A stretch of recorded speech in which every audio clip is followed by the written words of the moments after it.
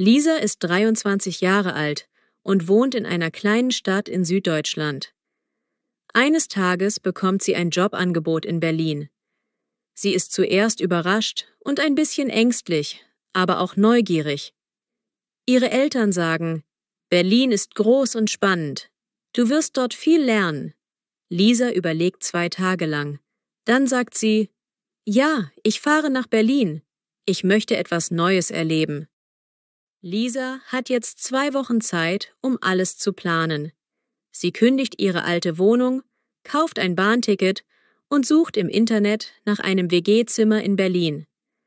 Sie packt ihre Koffer, Kleidung, Bücher, Laptop und ein paar Fotos von ihrer Familie. Ihre Mutter backt noch einen Kuchen für die Zugfahrt. Lisa ist aufgeregt und kann in der letzten Nacht kaum schlafen. Am Montagmorgen fährt Lisa um 8 Uhr mit dem Intercity nach Berlin. Die Fahrt dauert fast 6 Stunden. Sie sitzt am Fenster und sieht Wälder, Flüsse und andere Städte vorbeiziehen. Neben ihr sitzt ein netter Mann, der auch nach Berlin will.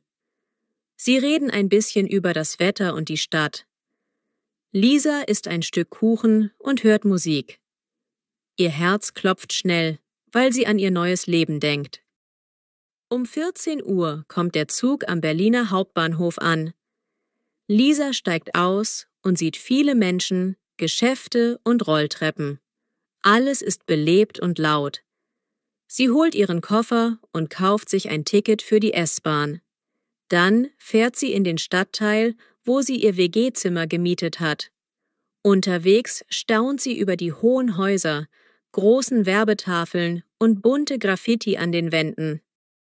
Lisa erreicht das alte Miethaus in einer Seitenstraße. Vor der Tür steht Ben, ihr neuer Mitbewohner.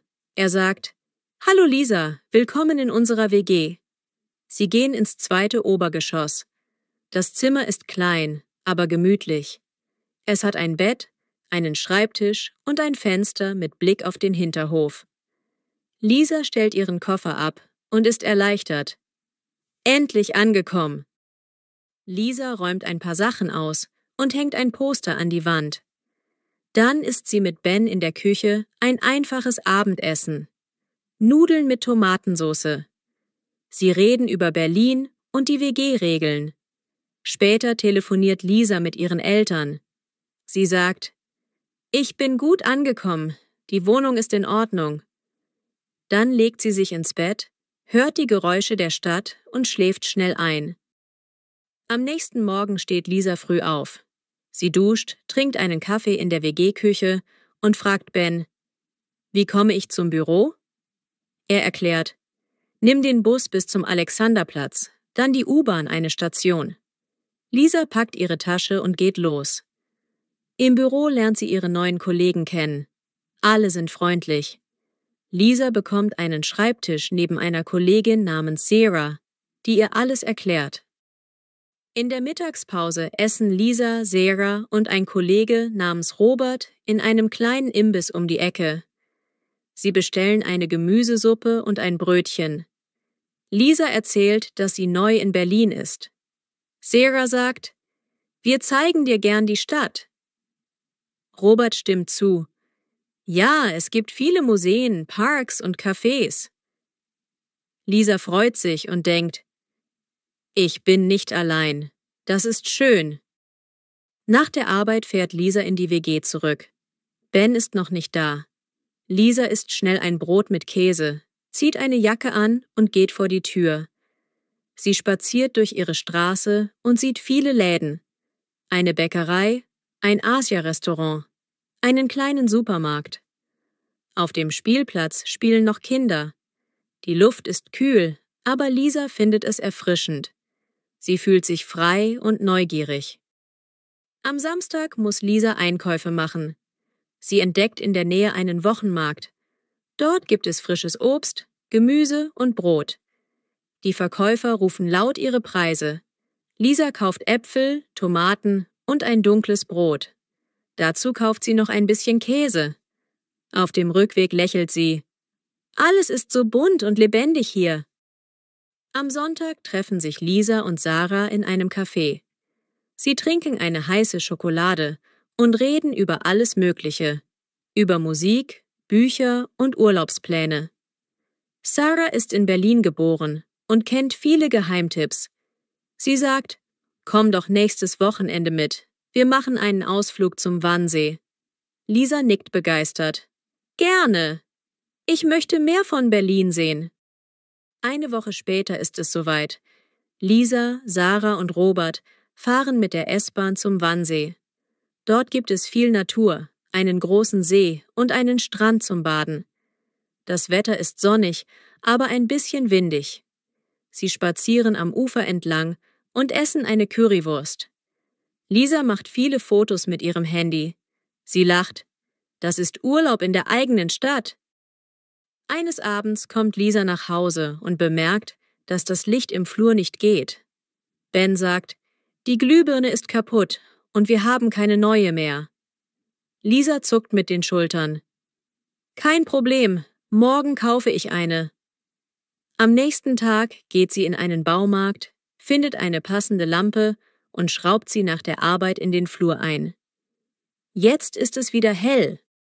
In der kommenden Woche macht das Team aus dem Büro einen kleinen Teamausflug ins Naturkundemuseum. Lisa staunt über große Dinosaurier-Skelette und alte Fossilien. Ihre Kollegen erklären ein paar Dinge, aber der Museumsbesuch bleibt recht einfach. Lisa freut sich, weil sie so auch ihr Deutsch trainiert. Nachher gehen alle noch etwas trinken. Lisa merkt, die Kollegen sind wirklich nett und offen. Nach 3 Wochen in Berlin hat Lisa einen kleinen Rhythmus. Sie steht um 7 Uhr auf, fährt mit Bus und Bahn zur Arbeit, trinkt im Büro einen Tee, isst gegen 12 Uhr Mittag und kommt abends um 18 Uhr zurück. Manchmal macht sie Sport im Park oder geht einkaufen. Am Wochenende schläft sie länger und trifft ihre neuen Freunde. Sie schreibt oft Nachrichten an ihre Familie und schickt Fotos aus der Stadt. An einem Samstag hört Lisa laute Musik aus dem Volkspark. Dort findet ein kleines Festival statt, mit Livebands, Essen und Getränken. Sarah und Robert kommen auch. Die Stimmung ist fröhlich, die Leute tanzen, essen Crepes oder Bratwürste. Lisa probiert eine Waffel mit Schokolade. Sie lächelt und sagt, dieses Berlin ist wirklich bunt und vielfältig. Zwischendurch fühlt sich Lisa manchmal ein bisschen traurig. Sie denkt an ihre Eltern und ihre alten Freunde. Sie vermisst ihre Katze, die bei den Eltern geblieben ist.